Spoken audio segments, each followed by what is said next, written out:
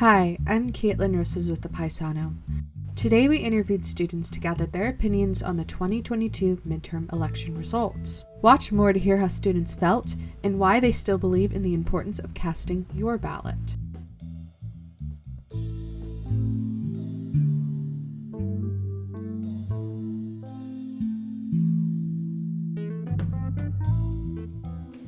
I did vote in this election. Yeah. Of course I voted. Yes, I did. I did vote, yes. Us did. Was like in Texas, yeah. I was sure for sure it's gonna be, Republican. But winning Senate was actually surprising. I pay attention to statistics a lot, so I run like personal probability charts because I'm like that. This is how I expected it to go, but I'd hoped for a different result.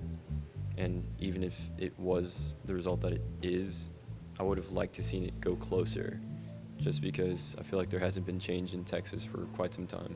The outcome wasn't necessarily what I wanted. I was really surprised though for how much it's changed overall, like Texas, like politics, how much we got more Democrat than Republican overall. They were not, I guess they were kind of along the lines of what I expected, but not really what I hoped. But I guess I had higher hopes that they would be different, and I was surprised to see the breakdown of all the counties and the way they voted and how different the larger cities were from the smaller cities. I was very disappointed by the election on governor and most of the House. In the end, I know it's not really the people's vote. It's mostly gerrymandering as far as I see it. It's the carving up of districts in a ridiculous way that makes it so, the actual citizens who did vote didn't get their votes truly, and also, just that stuff. I actually did not know about that. Every time it's rezoned, it's trying to favor a more conservative ideal, which, I guess I don't mind because everyone's entitled to their opinion. But at the same time, shouldn't it be more, if you're going to rezone, don't rezone specifically for a specific ideal.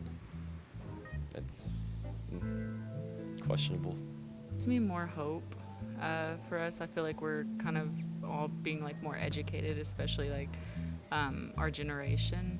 So it gives me more hopes that in the future things will change.